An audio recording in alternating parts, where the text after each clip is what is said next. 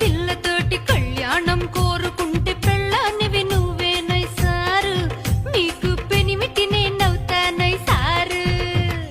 అతిలోక సుందరి నా జతకొచ్చి వాలుతుంటే అన్నిటికీ బొక్కెన్నే పిల్ల, అటు ఇటు అయినా పర్లేదే పిల్ల.